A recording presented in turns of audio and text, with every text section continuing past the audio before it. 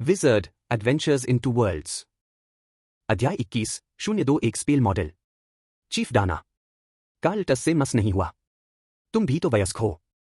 जब कोई गलती करता है तो उसे उसकी कीमत चुकानी ही पड़ती है। मुझे यह मत कहना कि तुम इस सरल सत्य को नहीं समझते। क्या मैंने कोई गलती की? डाना ने अपना गिलास उठाया, उसकी आंखों में हैरानी थी।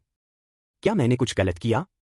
मम्मी मामले की जांच करना, अग्निचोरों का सफाया करना, मैंने जो कुछ भी किया वह नाइट की संहिता और राज्य के कानूनों के अनुरूप था। एक शूरवीर के रूप में कमजोरों की रक्षा करनी चाहिए, एक गश्ती दल के नेता के रूप में न्याय की रक्षा करनी चाहिए।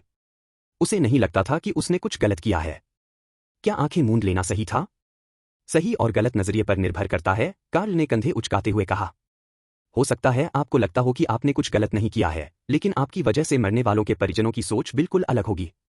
और इस मामले को सुलझाने की आपकी उत्सुकता केवल नाइट कोड की वजह से नहीं थी, है ना? हे! डाना ने व्यंग्यात्मक मुस्कान के साथ सिर हिलाया। अपना पेय जल्दी से पीकर उसने नशे में धुत आंखों से कार्ल की ओर देखा। तुम बदल गए हो। अतीत का कार्ल लापरवाह और असभ्य था, ठीक उसकी आवाज की तरह, लेकिन अब वह परिष्कृत हो गया था, और यहां तक कि उसका भाषण भी व्यवस्थित और स्पष्ट था। लोग बदलते हैं। कार्ल के चेहरे पर कोई भाव नहीं था। इसमें कोई हैरानी की बात नहीं है। बिल्कुल, डाना ने सिर हिलाया। शुभकामनाएं।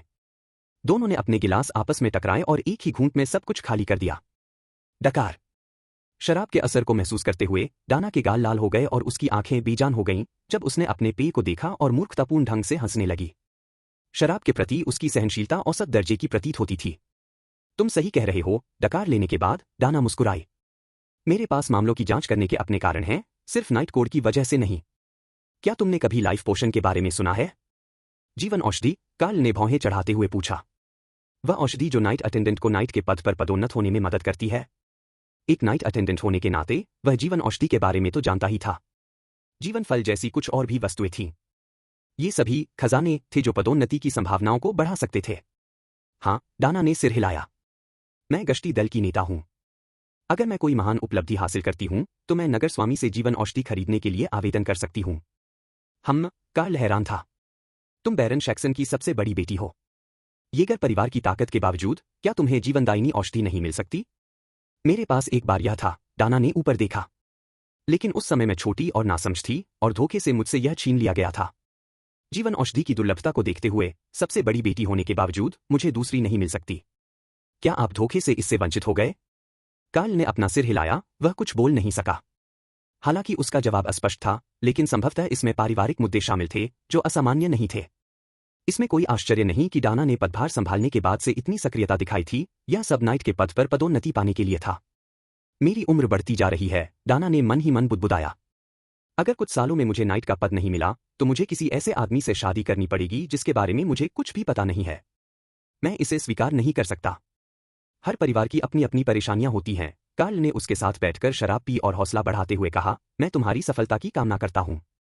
तो क्या आप शिकायत वापस ले सकते हैं? नहीं। फिर डाना ने सिर झुका लिया और उदास होकर पीने लगी। जब उसका नशा थोड़ा उतरा तो उसने कार्ल के सामने एक भारी थैला फेंक दिया। धड़ाम, खटखट, खड़खड़ाहट। थैले से सिक्कों के टकराने की आवाज आई, जिससे पास में शराब पी रहे कुछ लोगों का ध्यान आकर्षित हुआ, लेकिन कार्ल की वर्दी देखकर उन्होंने नजरें फेर लीं। ये क्या है? कार्ल ने पूछा। मुझे रिश्वत देने की कोशिश कर रहे हो? नहीं, डाना ने सिर हिलाते हुए धीरे से कहा। कृपया इसे हैम के परिवार को दे दीजिए। हैम? कार्ल समझ गया। तुम खुद क्यों नहीं चले जाते? मैं हिम्मत नहीं कर सकती, डाना ने आह भरी। एम की एक बूढ़ी माँ है और एक मुकबधिर बहन है जिसे उसके पति ने शादी के बाद वापस भेज दिया था। मुझ में उनका सामना करने की हिम्मत नहीं है। कृपया मेरी तरफ से कोशिश कीजिए। फिर कार्ल कुछ पल चुप रहा, फिर धीरे से सिर हिलाया। ठीक है। वैसे मम्मी के मामले की क्या स्थिति है? चर्च ने कमान संभाल ली है और नाइट वॉचर्स प्रभारी हैं, डाना ने कहा, स्पष्ट रूप से इस बारे में बात करने की अनिच्छा जताते हुए। मुझे इसके बारे में विस्तार से जानकारी नहीं है। चलो चलते हैं। कार्ल खड़ा हो गया। तुम भी नशे में हो। इसे आजमाओ, जेनी ने उत्साह से कहा। मैंने इसे खुद बनाया है। ओह, कार्ल ने मेज पर रखे खाने को देखा और प्रशंसा में सिर हिलाए बिना नहीं रह सका। बहुत बढ़िया। बादाम का दूध, सफेद ब्रेड, भुना हुआ मांस और ठंडी मिश्रित सब्जियां परोसी गई थी। ब्रेड की ताजी खुशबू हवा में घुल रही थी और भुना हुआ मांस और सब्जियां खूबसूरत रंगों में थीं। इसे चखे बिना भी इसकी दिखावट पहले से ही प्रभावशाली थी। मैंने यह एक भोज में सीखा, जेनी ने शर्माते हुए कहा। आपको इसका स्वाद कैसा लगा? कार्ल ने सिर हिलाया, भुने हुए मांस का एक छोटा टुकड़ा काटा, उसे अपने मुंह में डाला, चबाया और फिर संतुष्टि से सिर हिलाया। बहुत बढ़िया। जेनी, अगर तुम गायिका नहीं भी बनो, तो भी अगर तुम खानपान का काम शुरू कर दो, तो मुझे विश्वास है कि तुम बहुत जल्दी अपना नाम कमा लोगी। सच में, जेनी ने गर्मजोशी से मुस्कुराते हुए कहा। जब तक यह स्वादिष्ट है, खा लो। मैंने यहां आते समय खाना खा लिया था, कार्ल ने हाथ हिलाते हुए कहा। आप सब खा लीजिए। मेरी चिंता मत कीजिए। इतना कहकर उसने अपना दूध उठाया और अपने कमरे की ओर चल दिया। देखना बंद करो। जब कार्ल ने अपने कमरे का दरवाजा बंद कर लिया, तब श्रीमती मैरी ने अपनी बेटी की ओर सिर हिलाया, जिसके चेहरे पर लालसा का भाव था।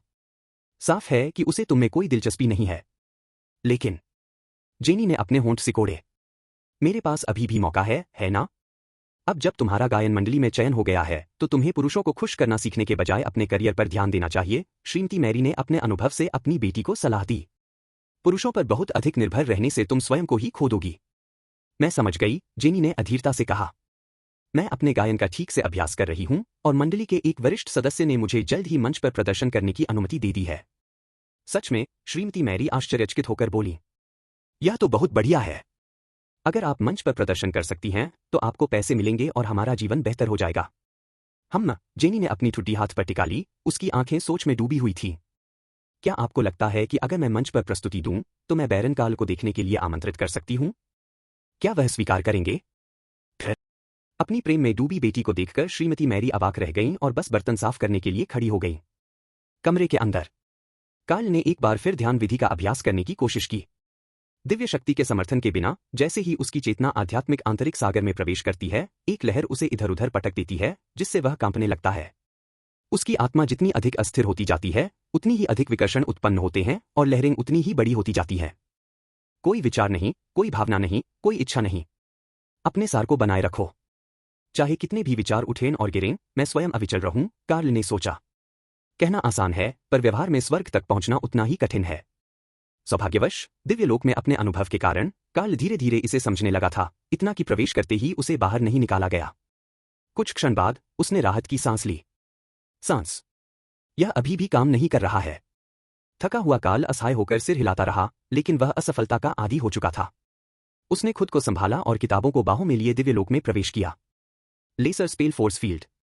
उसने किताब खोली और जादुई मॉडल बनाने वाले पृष्ठ पर रुक गया। भावहीन होकर कार्ल ने अभ्यास शुरू किया। यहां तक वह ध्यान विधि में निपुण हो चुका था और उसकी आध्यात्मिक शक्ति भी परिष्कृत हो चुकी थी। सैद्धांतिक रूप से वह जादुई मॉडल बनाने में सक्षम था। लेकिन उनके शिक्षक एडोल्फ के अनुसार, lesser spell force field zero circle magic के उन मंत्रों में से एक है जिन पर महारत हासिल करना अधिक कठिन है। बात सिर्फ इतनी ही नहीं थी कि उसका मैजिक मॉडल जटिल था, बल्कि इसके लिए सामान्य जीरो सर्किल मैजिक से कहीं अधिक आध्यात्मिक शक्ति की आवश्यकता थी। इसके अलावा, वास्तविकता में उसकी आध्यात्मिक शक्ति उसके भौतिक शरीर द्वारा सीमित थी और दिव्य क्षेत्र में होने मात्र से उसमें वृद्धि नहीं होने वाली थी। उसकी सफलता का सवाल अभी भी अनसुलझा था। रहस्यमय बल क्षेत्र। दिव्य क्षेत्र के भीतर, कार्ल ने मानो किसी घोंघे के खोल के भीतर एक जटिल अनुष्ठान करने की कोशिश करते हुए, अपनी कमजोर आध्यात्मिक शक्ति को अथाह नियंत्रण के साथ इस्तेमाल करके जादुई मॉडल का निर्माण किया। उनकी आध्यात्मिक शक्ति ने रेखाओं का रूप धारण किया, उनकी चेतना के सागर में रेखा चित्र बनाए, जो सरल से जटिल होते हुए एक संपूर्ण रूप में परिवर्तित हुए। अध्याय 22:022 लघु मंत्र क्षेत्र। कुछ दिनों के बाद, वास्तविक दुनिया। यह कारगर साबित हुआ। कार्ल ने अपनी आंखें खोलीं, उसका चेहरा उत्साह से चमक रहा था और वह अपने दिल में उमड़ रहे रोमांच को व्यक्त करने के लिए बेतहाशा अपने हाथ हिला रहा था। कई प्रयासों के बाद, दिव्य क्षेत्र की शक्ति की सहायता से, उसने अपने चेतना सागर में एक लघु मंत्र क्षेत्र के लिए एक जादुई मॉडल का सफलतापूर्वक निर्माण कर लिया था। जादू का मॉडल बनाना बहुत जटिल था। हर बार मंत्रोच्चार करने से पहले गहन ध्यान करना असंभव था। एक बार सफलतापूर्वक बन जाने के बाद, यह स्थिर हो जाएगा और इसे वास्तविक दुनिया में लाया जा सकेगा। दिव्य क्षेत्र से बाहर निकलने मात्र से यह ध्वस्त नहीं होगा।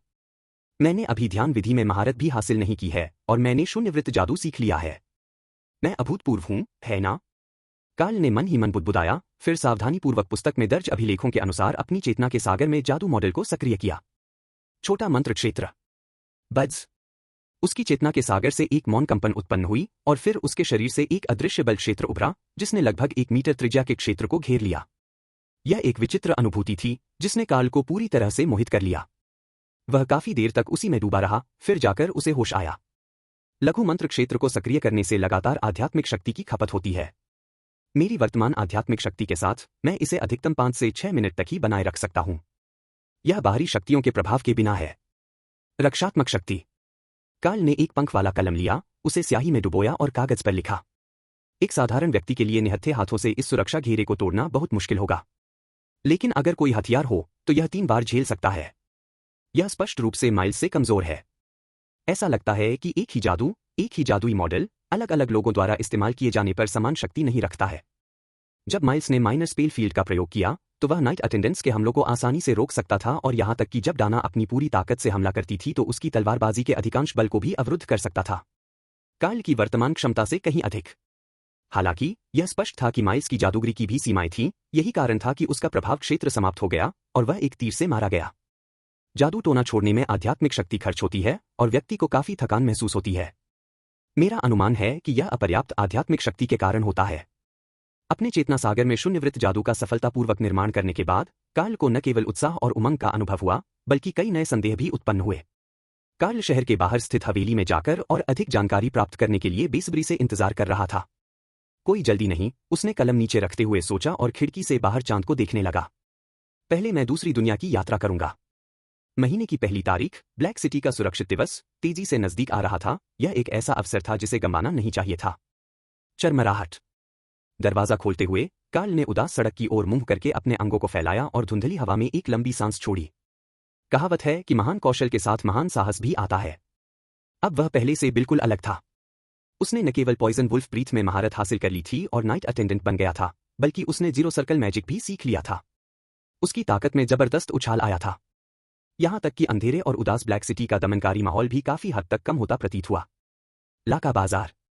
काले लबादे में लिपटा हुआ कार्ल बाजार के प्रवेश द्वार पर खड़ा था और खंभों से बने लकड़ी के ढांचों को देख रहा था। कई शव फ्रेम से लटके हुए थे। मृत्यु से पहले शवों को बेरहमी से प्रताड़ित किया गया था।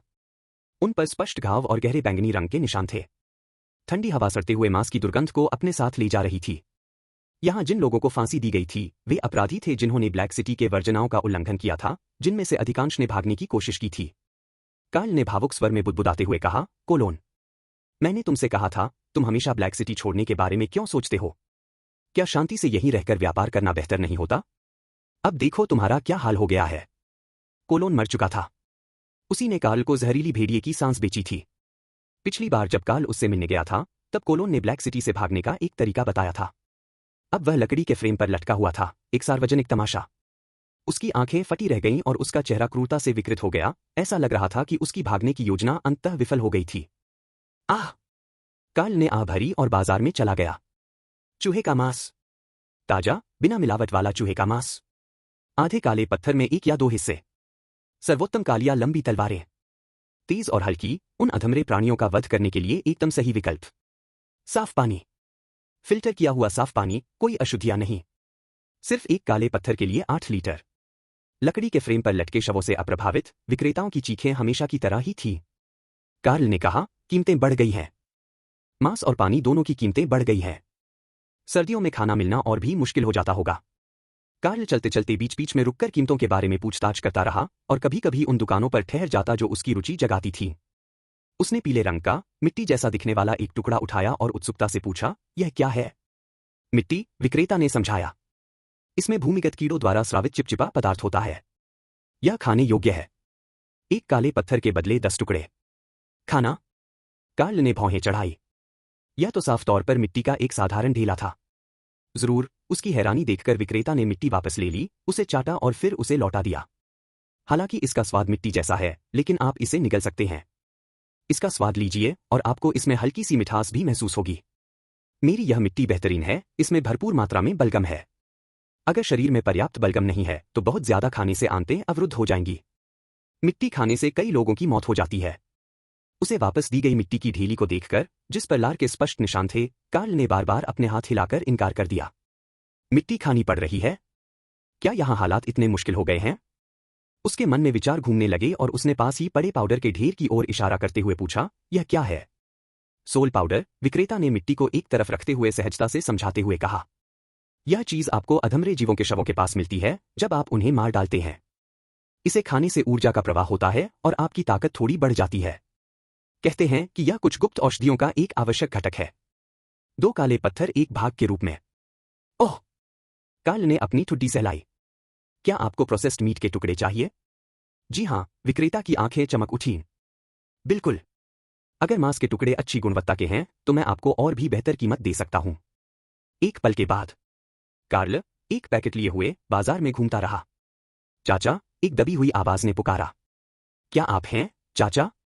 कार्ल आवाज की तरफ मुड़ा और उसने देखा कि कुछ ही दूरी पर फटे पुराने कपड़े पहने एक युवक खड़ा था, जो उसे ध्यान से देख रहा था। तुम हो? कार्ल ने सोचा, फिर उसे उसका नाम याद आया। अयाला? कोलोन ने ब्लैक सिटी छोड़ने की योजना बना रखी थी, इसलिए उसने अपना स्टॉल पहले ही स्थानांतरित कर दिया होगा। अयाला ने ही उस स्टॉल को संभाला था, यह लड़की, जो देखने में लड़के जैसी लगती थी। जी हाँ, अंकल कार्ल, अयाला का चेहरा खुशी से चमक उठा। पिछली बार जाने के बाद से मैंने आपको नहीं देखा। अंकल, आप जो भी खरीदना चाहें, अगर मेरे पास होगा तो मैं आपको सबसे अच्छी कीमत पर दूंगी। उसके उत्साह ने कार्ल को थोड़ा शर्मिंदा महसूस कराया, उसने अयाला के स्टॉल पर जाने की योजना बिल्कुल भी नहीं बनाई थी। ठीक है। उसने आह भरी और लापरवाही से सामान देखते हुए उसके स्टॉल की ओर चल दिया। उन्होंने कहा, जो चीज मुझे चाहिए, वह यहां नहीं है। चाचा क्या चाहते हैं? अयाला की आंखों में उदासी छा गई, लेकिन उसने तुरंत खुशमिजाज दिखने की कोशिश की। अगली बार जब आप आएंगे, तो मैं आपके लिए इसे तैयार रखूंगी। मुझे क्या चाहिए? कार्ल ने हल्के से सिर हिलाया। मैं कुछ खास नहीं ढूंढ रहा हूं। कोई बात नहीं। कोई बात नहीं, अयाला ने अपनी निराशा छुपाते हुए जबरदस्ती मुस्कुराया। मैं और भी अच्छी चीजें तैयार करूंगी। अगली बार जब आप बाजार आए, अंकल, तो आप आकर देख सकते हैं। मुझे नहीं पता कि मैं अगली बार कब यहां आऊंगा, कार्ल ने खड़े होते हुए कहा। देखते हैं। ठीक है, अयाला ने बड़ी मुश्किल से सिर हिलाया। अपना ख्याल रखना, अंकल। आपका यहां हमेशा स्वागत है। कार्ल ने कोई जवाब नहीं दिया। बाजार में स्टॉल लगाने में भी काले पत्थरों का खर्च आता था।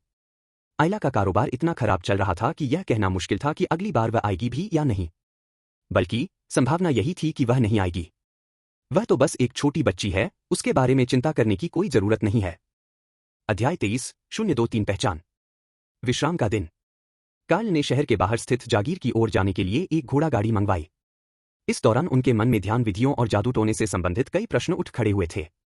उन्हें किसी अनुभवी व्यक्ति से उत्तरों की तत्काल आवश्यकता थी, क्योंकि ज्ञान केवल किताबों से ही नहीं मिलता। पिछली 2 बार के विपरीत, आज एडोल्फ की जागीर गाड़ियों से भरी हुई थी और लोगों की भीड़ से गुलजार थी, वास्तव में बहुत ही जीवंत थी। तुम गलत समय पर आए हो। हिबेल उनसे मिलने बाहर आए और समझाया, ब्लैक स्वैम्प में जादूगरों का एक सम्मेलन हो रहा है और शिक्षक कल ही वहां पहुंचे थे।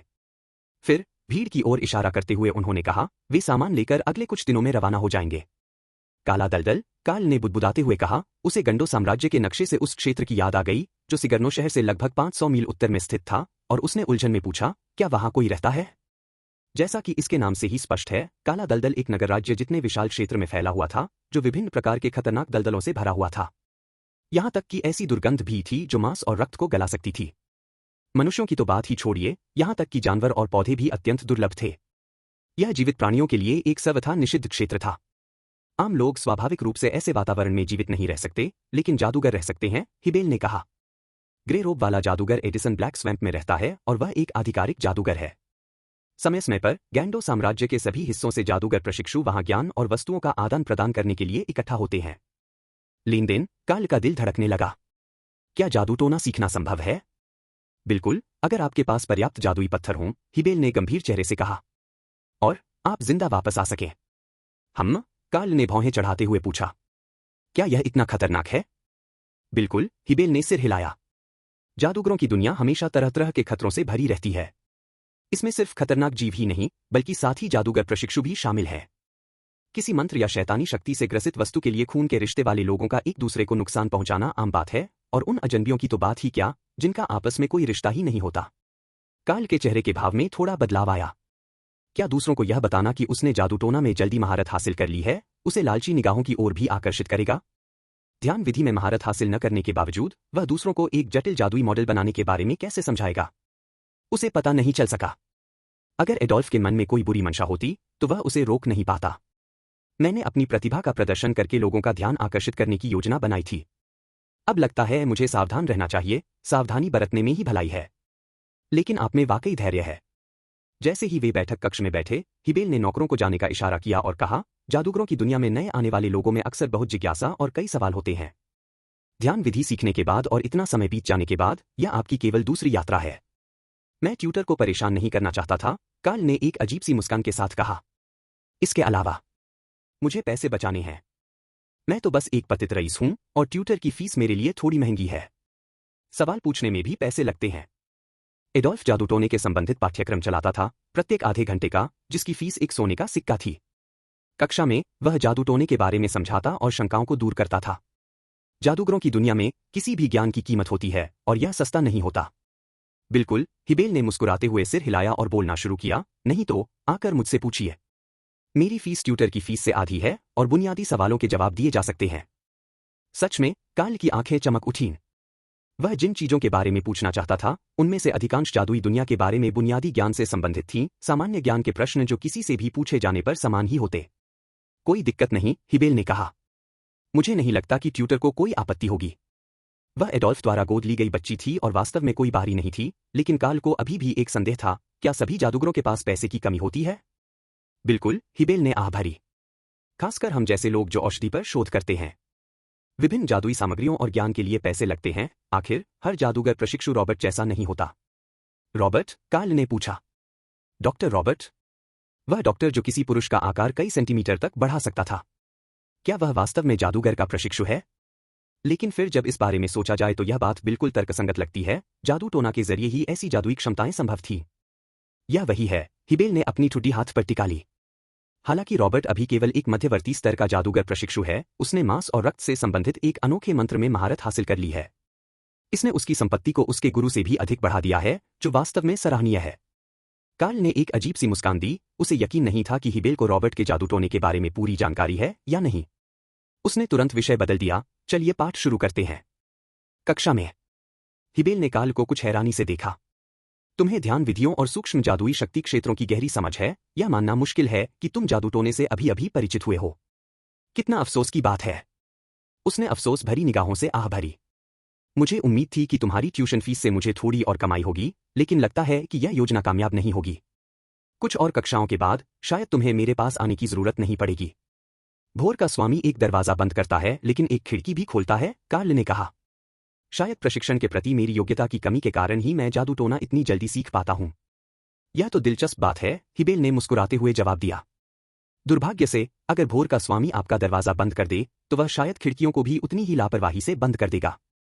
हम्मा, आपको आश्चर्य करने की जरूरत नहीं है। अधिकांश जादूगर आमतौर पर अपने विश्वासों के प्रति अनिर्णायक होते हैं, इसीलिए मैं भोर के स्वामी के बारे में मजाक कर सकता हूं। कार्ल ने खुद को संभाला, जिससे उसकी समझदारी का पता चलता है। ज्ञान और सत्य की खोज करने वाले जादूगरों के लिए किसी ईश्वर के प्रति पूर्ण समर्पण निस्संदेह असंभव था। चर्च द्वारा इन विधर्मियों को सहन करना जादूगरों की शक्ति का प्रमाण था।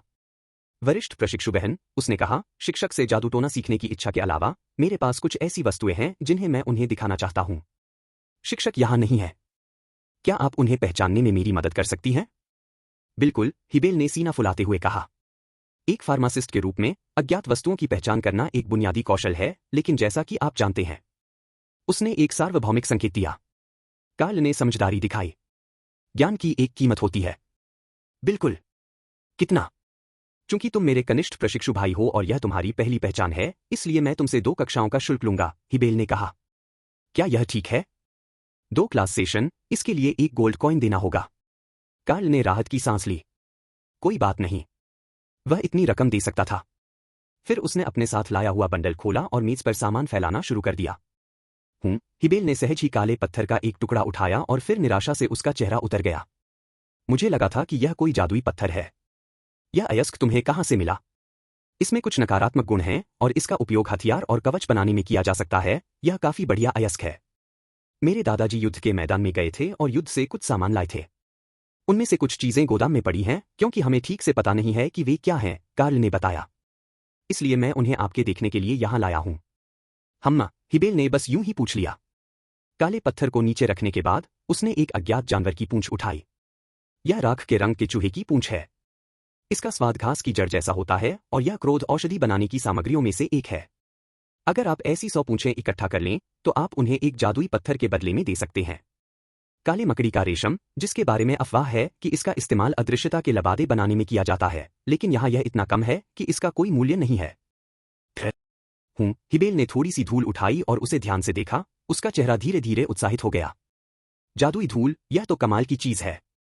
अध्याय 24, 024 नेक्रोमैंसर की धूल। नेक्रोमैंटिक डस्ट। हेचेंग में इसे सोल पाउडर कहा जाता है। इसका नाम क्या है, इससे कोई खास फर्क नहीं पड़ता था। हिबेल के हाव भाव से कार्ल समझ गया था कि जादूगरों के बीच इस पदार्थ का बहुत महत्व है।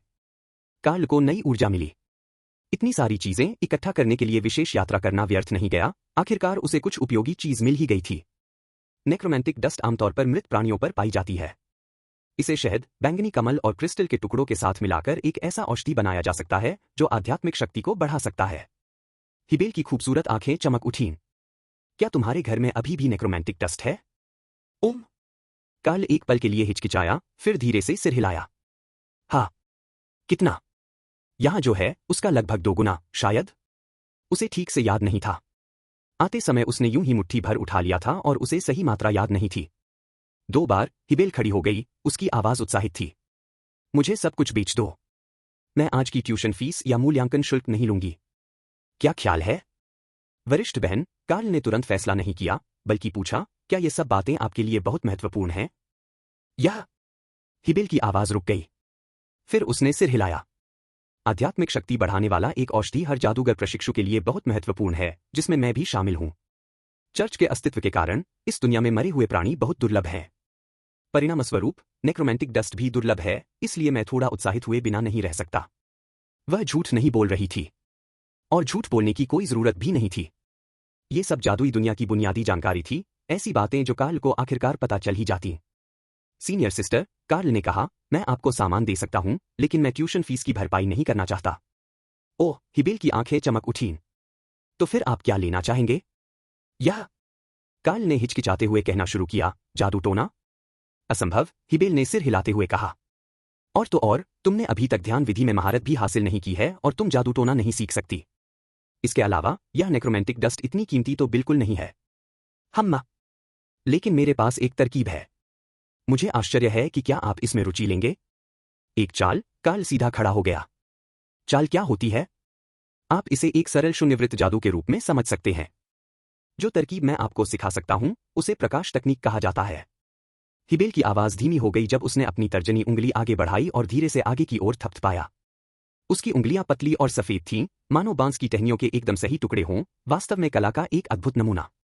फिर भी सबसे आकर्षक तो उनकी नोकें थीं। एक हल्की सी रोशनी सिरे पर जमा हुई और फिर अचानक फट पड़ी। चकाचौंध कर देने वाली सफेद रोशनी से कार्ल ने अनजाने में अपनी आंखें बंद कर लीं। यह बस एक पल था। सब कुछ पहले जैसा हो गया। यह प्रकाश तकनीक है, हिबेल ने कहा। बिना तैयारी के यह आपकी दृष्टि को प्रभावित कर सकती है और छाया प्राणियों को थोड़ा कमजोर कर सकती है। यदि इसे लगातार नियंत्रित किया जाए तो यह अंधेरे को निरंतर रोशन भी कर सकती है। प्रकाश तकनीक? कार्ल ने अपनी ठुड्डी पर हाथ फेरा। यह तरकीब उतनी असरदार नहीं थी। अगर विरोधी तैयार हो तो यह पूरी तरह से बेअसर भी साबित हो सकती है। हालांकि अगर अचानक से इसका सामना हो जाए तो यह चौंकाने वाली हो सकती है। और यह हाइचिंग के उदास वातावरण के लिए काफी उपयुक्त लग रहा था। उसने हल्के से ताली बजाई। ठीक है। हिबेल ने अपने होंठ सिकोड़े और मुस्कुराई। लाइट टेक्निक उसके लिए किसी काम की नहीं थी, लेकिन आध्यात्मिक शक्ति बढ़ाने वाले औषधियों के लिए आवश्यक सामग्री के बदले इसे प्राप्त करना उसके लिए एक अच्छा सौदा था। वरिष्ठ बहन, कार्ल ने फिर पूछा, क्या मैं औषधि बनाना सीख सकता हूं? बिल्कुल, कोई समस्या नहीं, हिबेल ने स्पष्ट उत्तर दिया। शिक्षक का मुख्य विषय औषधि अध्ययन है। उनके छात्र औषधियों के बारे में कैसे नहीं जान सकते? लेकिन आपको पता है, उन्हें निश्चित रूप से पता था। ज्ञान एक ऐसी चीज थी जिसके लिए आपको कीमत चुकानी पड़ती थी। उन्हें बिल्कुल भी उम्मीद नहीं थी कि जादूगरों की दुनिया में औषधियों के बारे में सीखना इतना महंगा होगा। यह साधारण जादुई शक्ति क्षेत्रों के बारे में सीखने से भी कहीं अधिक जटिल था। पौधों का सामान्य ज्ञान, निम्न स्तरीय जादुई औषधियां, जैविक व्याख्याएं और यहां तक कि शरीर रचना विज्ञान इत्यादि। ये पुस्तकें औषधि अध्ययन के लिए आवश्यक प्रारंभिक ग्रंथ थीं। प्रत्येक पुस्तक शब्दकोश जितनी मोटी थी और सस्ती भी नहीं थी, इनकी कीमत 1 से लेकर कई सोने के सिक्कों तक होती थी। इसके अलावा कक्षा में भाग लेने के लिए अलग से भुगतान करना आवश्यक था। जब तक कार्ल ने उस जागीर को छोड़ा, तब तक उसकी जेबें पूरी तरह खाली हो चुकी थीं। उसने दूसरी दुनिया में जो धन अर्जित किया था, वह सब खत्म हो चुका था और उसे गाड़ी के किराए के लिए भी पैसे उधार लेने पड़े थे। उनके चेहरे पर बेहद उदासी छाई हुई थी। सौभाग्यवश उन्हें काफी लाभ हुआ। निम्न स्तर के मंत्र क्षेत्र की तरह ही प्रकाश तकनीक सीखने के लिए भी कुछ पूर्व आवश्यकताएं थीं, प्रकाश के मूल सिद्धांत, स्थिर प्रकाश स्रोत के 8 तत्व और रहस्यमय सिद्धांत। हालांकि वह पहले ही रहस्यमय सिद्धांतों का अध्ययन कर चुका था, जिससे उसे कुछ समय की बचत होगी। जादू टोने के कई सिद्धांत सार्वभौमिक हैं, इसलिए एक बार जब कोई जादू टोने के एक रूप में महारत हासिल कर लेता है तो अन्य रूपों को सीखना बहुत आसान हो जाता है। कार्ल ने किताबें नीचे रख दी और अपने पास पड़ी एक क्रिस्टल बॉल उठा ली। उसने इसे हिबेल से खरीदा था, अपनी आधी बचत इस पर खर्च कर दी थी। एक जादुई वस्तु के लिए यह काफी सस्ता सौदा था। इसका इस्तेमाल 3 बार किया जा सकता है। 3 बार इस्तेमाल करने के बाद यह अपने आप कबाड़ बन जाएगा। कुछ क्रिस्टल बॉल भी थे जिनका उपयोग लगभग अनिश्चित काल तक किया जा सकता था, जैसे कि हिबेल के पास वाला, लेकिन वे ऐसी चीजें नहीं थीं जिन्हें कुछ सोने के सिक्कों से खरीदा जा सके, उनके बदले में जादुई पत्थरों की आवश्यकता होती थी। क्रिस्टल बॉल में समाहित जादुई मंत्र जांच तकनीक थी, जो धारक को अपनी स्थिति को पूरी तरह से समझने में मदद कर सकती थी। मानव सिर के आकार का क्रिस्टल बॉल भारी नहीं था। संभवतः वह अंदर से ठोस नहीं था, क्योंकि उसमें पानी की तरह लहरदार उभार दिखाई दे रहे थे। जांच तकनीक।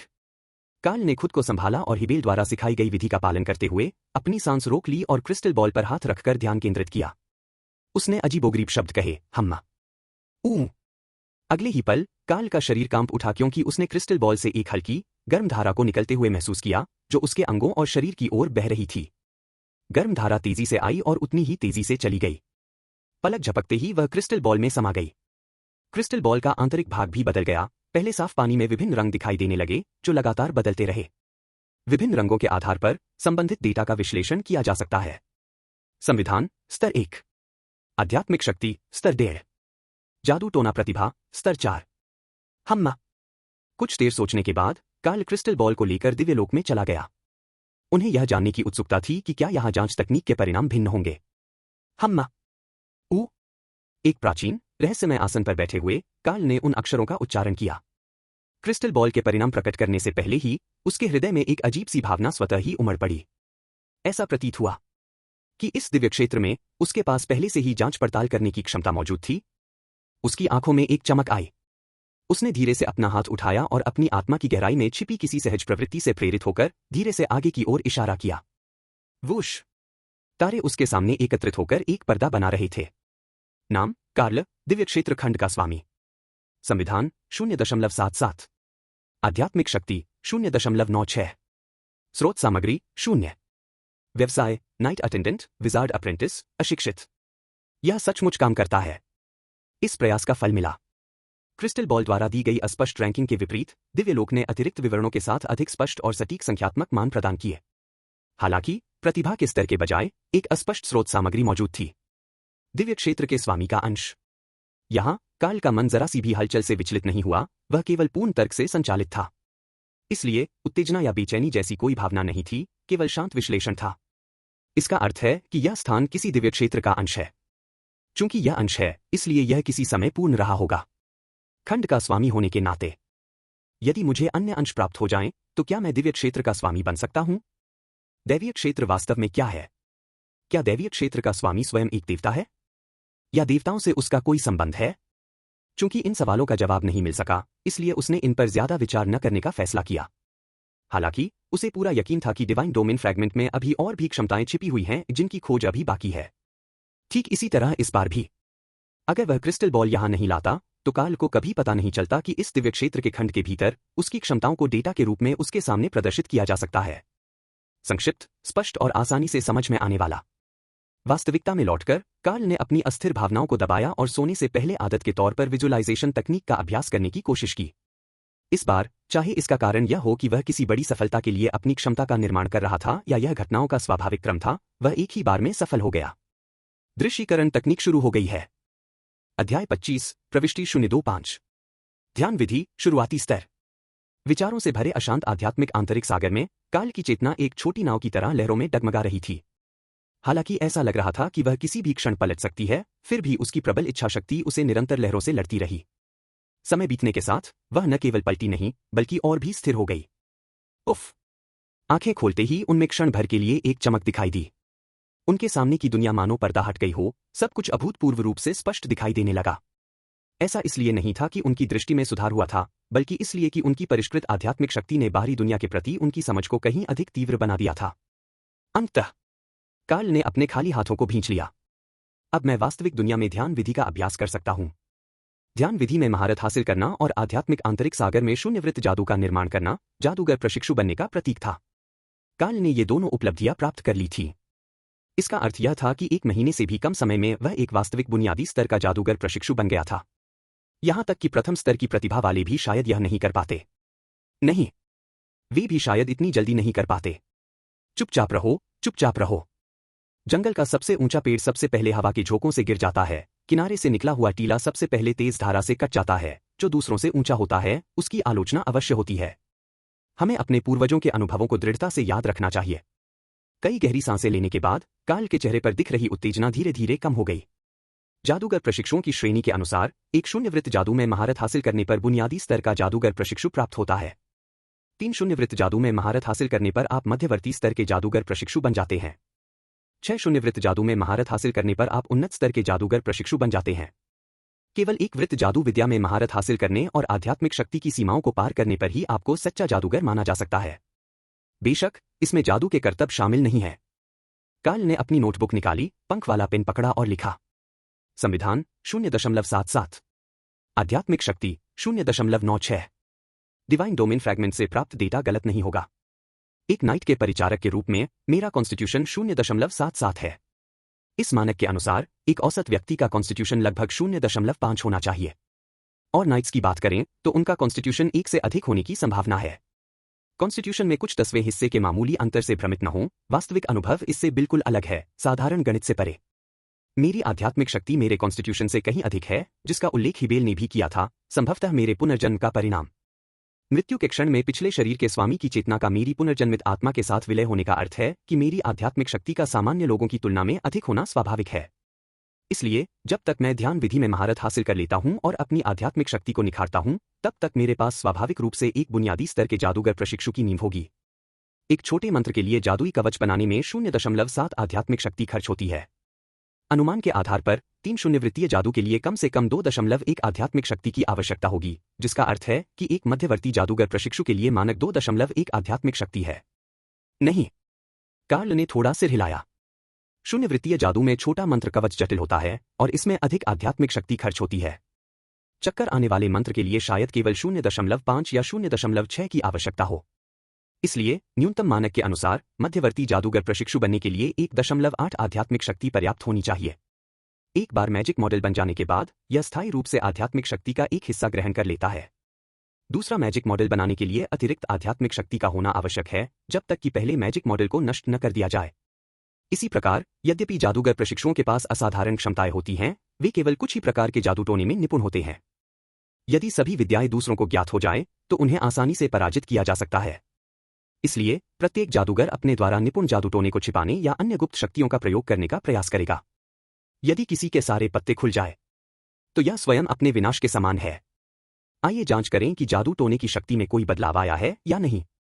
कलम को नीचे रखकर कार्ल ने अपने विचारों को एकाग्र किया और अपने आध्यात्मिक आंतरिक सागर में सूक्ष्म जादू बलक्षेत्र मॉडल को सक्रिय किया। एक अदृश्य बलक्षेत्र प्रकट हुआ। ध्यान विधि में महारत हासिल करने के बाद पहले की तुलना में अब सूक्ष्म जादू बलक्षेत्र पर उसका नियंत्रण अधिक प्रभावी हो गया था। उसी शक्ति से वह अब इसकी सीमा को बढ़ा या घटा सकता था और निश्चित रूप से तीव्रता भी तदनुसार बदल जाती थी। सर, कार्ल ने एक धातु की गेंद को ऊपर उछाला। वह ऊपर से बलक्षेत्र में गिरी और अदृश्य क्षेत्र के प्रभाव में एक चाप बनाते हुए जमीन पर जा गिरी। शक्ति में ज्यादा वृद्धि नहीं हुई है, लेकिन नियंत्रण अधिक सटीक हो गया है। यह अचानक विस्फोट कर सकता है, जो किसी नाइट अटेंडेंट के हमले को भी विकृत करने के लिए पर्याप्त है। इसके अलावा इसकी अवधि भी काफी बढ़ गई है। अच्छा, अब सुरक्षा के लिए स्पेल फोर्स फील्ड के साथ जब तक मेरा सामना डाना जैसे उच्च स्तरीय नाइट अटेंडेंट से नहीं होता, मेरे सफल होने की अच्छी संभावना है।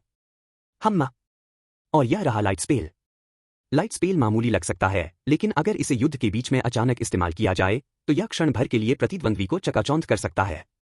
उस क्षण में इसके उपयोग महत्वपूर्ण हो सकते हैं। अगले दिन कार्ल ने बची हुई मृत धूल को हवेली में लौटा दिया और कर्ज लेकर फार्माकोलॉजी की 2 और कक्षाओं में भाग लिया।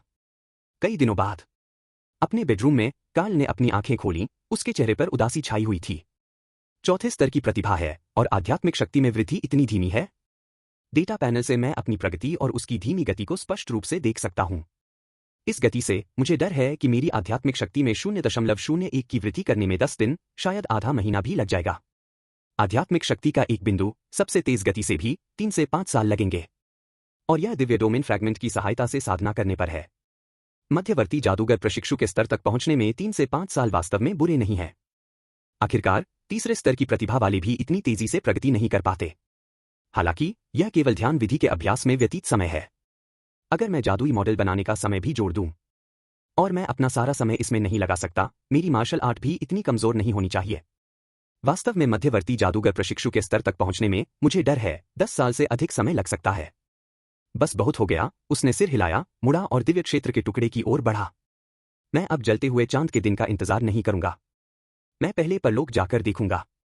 बर्फ। दरवाजे पर खड़े कार्ल ने आसमान से गिरते एक बर्फ के टुकड़े को पकड़ने के लिए हाथ बढ़ाया। उसकी आंखों में उलझन थी। बर्फ कोई अजीब चीज नहीं थी।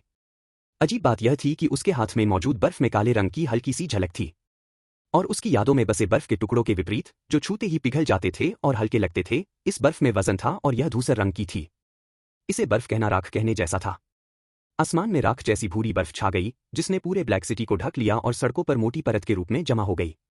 Crunch crunch. उसके चमड़े के जूते बर्फ पर चरचरा रहे थे और मौसम के कारण कड़ाके की ठंड और भी ज्यादा असहनीय हो गई थी। लाका मार्केट। बाजार में लोगों की आवाजाही बहुत कम थी, जलते चांद के दिन की तुलना में तो और भी कम, और सामान्य भीड़ की आधी भी नहीं थी। हर विक्रेता मोटे कोट में लिपटा हुआ अपनी दुकान के पीछे दुबका हुआ ग्राहकों का इंतजार कर रहा था। अंकल, आयला ने आश्चर्य से चेहरा चमकाते हुए ऊपर देखा। आप यहां हैं? हम? कार्ल ने सिर हिलाया, उसके चेहरे पर कोई भाव नहीं था। मुझे उम्मीद नहीं थी कि तुम अभी भी यहां स्टॉल चला रहे होगे। आयला पहले से भी ज्यादा दुबली-पतली हो गई थी। दुबली-पतली शब्द अब उस पर पूरी तरह से फिट बैठता था। उसके गालों पर साफ साफ चोट के निशान थे और उसके कपड़े पहले से भी ज्यादा फटे पुराने थे। इतनी ठंड में भी लगातार स्टॉल चलाने के कारण उसके हाथ पैर ठंड से फट गए थे और उनमें से मवाद निकल रहा था। यह एक दयनीय दृश्य था। मेरे पास कोई चारा नहीं था, आयला मुस्कुराई। मैंने अंकल को लोन से दुकान संभाली और अपनी सारी बचत खर्च कर दी। अगर मैं पैसे नहीं कमा सकती तो भी जिंदगी तो चलती ही रहती है। उसकी आंखों में उदासी की एक झलक दिखी, लेकिन उसने तुरंत उसे छुपा लिया। वह एक बेहद दृढ़ निश्चयी लड़की थी। उसने स्टॉल खरीदने में काफी पैसा खर्च किया था और उसे हर महीने स्टॉल का किराया भी देना पड़ता था। दुर्भाग्य से कारोबार अच्छा नहीं चल रहा था। आयला ने स्टॉल खरीदने में अपनी सारी बचत लगा दी थी, इस उम्मीद में कि इससे उसे आगे बढ़ने का रास्ता मिलेगा, लेकिन अब ऐसा लग रहा था कि यह रास्ता मुश्किल है। इतने लंबे समय तक टिके रहना वाकई सराहनीय था। नीचे झुककर कार्ल ने स्टॉल से एक चुटकी आत्मा का पाउडर उठाया और पूछा, आप इसे कितने में बेच रहे हैं? 2 काले पत्थरों के बदले एक हिस्सा। ग्राहक को देखकर अयाला ने झट से कहा, अगर आप चाहें तो मैं आपको छूट दे सकता हूं, अंकल। 2 काले पत्थर। कीमत लगभग अन्य जगहों के बराबर ही है। अगर थोड़ी कम भी हो तो शायद ज्यादा फर्क नहीं पड़ेगा।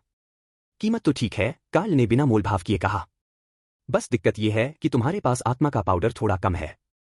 बहुत कम? आयला ने गहरी सांस ली, उसका चेहरा लाल हो गया। अंकल, आपको कितना चाहिए? तुम्हारे पास जितना भी है, मैं उतना ले लूंगा। कार्ल खड़ा हो गया, उसकी आवाज शांत थी। ऐसा कोई मुद्दा नहीं है।